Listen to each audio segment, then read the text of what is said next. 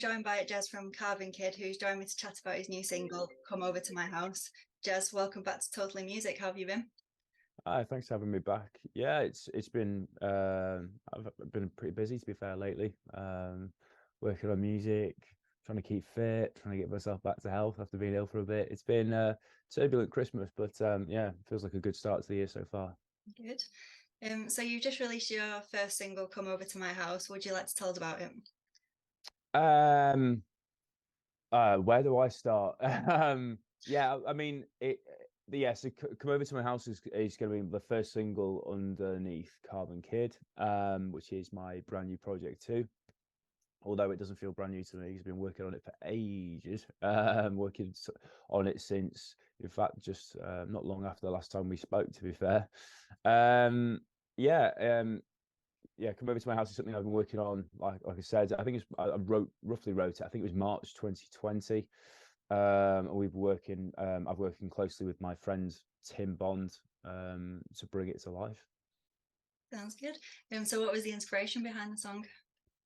The song's about the kind of the start of a relationship, the exciting period that you go through when you're kind of absolutely wouldn't say bewildered, but it's a blossoming friendship and relationship. And the whole concept is based loosely around my relationship with my ex-partner. I'm fortunate enough to come away from that relationship with what I believe is a pretty good song. And yeah, and you can still speak of those moments fondly because they are fond moments, regardless of whether I was with that person still or not. But it's I love that song, and I've put a lot of hard work into it, so it's nice to share it. But yeah, I mean, the whole premise, like I say, is about that blossoming relationship, and there's little key details that I think a lot of people will be able to reflect upon, and I think it will hopefully will resonate with people. So were there any challenges you came across when writing the song, and if so, how did you overcome them? Not when writing, if I'm honest with you. I wrote the song in the early hours of the morning. I think it was from like 11 until 2 or something in the morning. I was writing. Um, and it was just it was something like that. It was roughly a 3 hour session. And I wrote 90% of what you will hear when what you're hearing when the song's out. And I think it's just how I always work. I like to get in the zone and just go through stuff. And I will literally, it's why I'm a difficult songwriter to work with for other band members, because I try every possible avenue you could imagine. I'm sure not every, but a lot of them, maybe 5 or 6 different ideas for every single track track you hear in the song. So yeah, I didn't really encounter problems. I think the only problem, I guess you could say, is I relocated a few times. My friend Tim's studio is in Cambridge, so it's just about finding the time to get down there and do that. In terms of release, you're exploring different avenues of ways to release the music and stuff. So that can be quite tricky, but I can't, hand on heart, I can't say any problems. It's just how difficult it is to just get a song out, I guess, start to finish. It's a lot of work.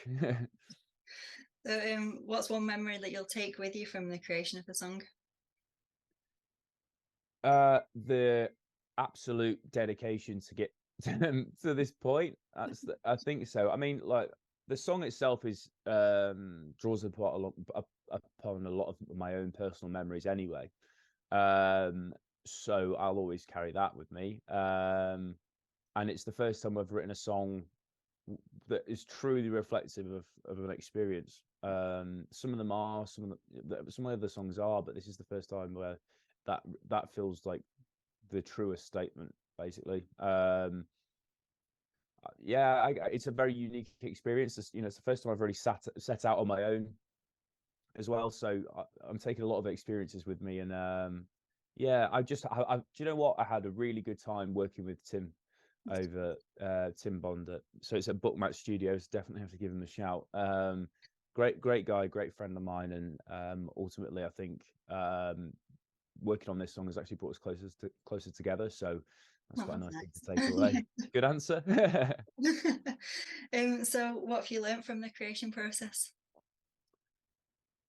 Patience is key.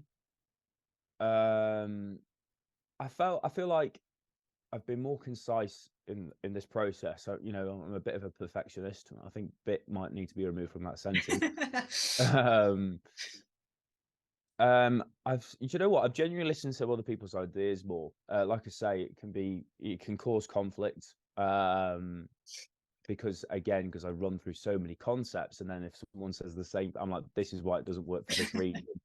So yeah, that's been quite tricky at times in previous projects, but in this one, I've started pulling opinions from my friends, really. I sent out demos at so many different stages, and I've explored, getting input from people that actually aren't directly related to music, and the feedback all round has been great. So yeah, just try new things. I've explored a lot of different ways of doing things over the amazingly long amount of time that I've worked on this song. So yeah, I'd probably say that. So how did you come up with the artwork for the single? Wow, where do I begin? Right, and I thought long and hard about if you were going to ask me this question. So this should be a good answer. So it's it's 2D art. I had to teach myself how to make how to use Photoshop, as I do every time I pick up Photoshop. But yeah, it's basically, I love 2D computer games. Now I'm going to sound really nerdy now, but there's a game called Limbo, and then the follow up by the same company was a game called Inside, and it's just 2D side scrollers. But I love like the textures of it, and the very almost simplistic but really well executed art. Now I'm not going to say that mine's anywhere near that, but I have over time become more and more fascinated with really almost like not pop art, but very simplistic shapes that are used to good effect with different textures and stuff. So a very detailed answer, I know, but yeah, it's based on, I mean, the opening line to the song is, "I met this girl from another world." So we truly played on the theme of that. And yeah, I've again pulling ideas with friends and stuff just to see what works, and you won't believe how many different versions I've made of that. But when I got to the end, I think you just know sometimes. Yeah. There was a couple of times I was like, oh, I'll just put this out, and then I couldn't sleep until I until I'd made it right, because it just didn't feel right. And then yeah, we got to the end product. So it's nice to be involved in absolutely everything I do, really, as opposed to pulling in people left, right, and centre. Although obviously it's good to use people for the right skill set, when, particularly in this day and age, and the cost of fuel and everything going up, it's nice to be able to cut back some pennies wherever we can. Yeah, well, I really like the artwork. It's really good. I found it really effective. Thank you. What I'm going to just quickly add to that as well is, so I'm actually working with an animator who has made a really cool looping visualizer for the release of the song as well. So that'll be coming out the following Friday after the single release. So yeah, just buzzing about that, and yeah, I can't wait to share it. But it's a similar theme to what you see. I don't know why we went so far with the space thing, but just it seems perfect. I think everybody agrees that it's a divergent way of doing things, but also it's going to be really effective, and I hope you like it. I'm sure I will. So what's your favorite set of lyrics from the song? Oh man. I think it might actually be, the lyrics I just quoted. I met this girl from another world. She likes to dress in her diamonds and her pearls. Just because it's so visual.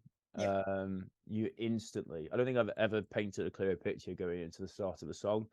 I often speak in riddles, and don't, I mean, I'm pretty good at communicating, but I'm not very good at communicating clear messages, right? So so when we achieved that, and then everyone was like, "Oh, I love those opening lyrics," then I knew that maybe I was onto something. And it, for me, it's yeah, I just like how it sets the tone for the rest of the song.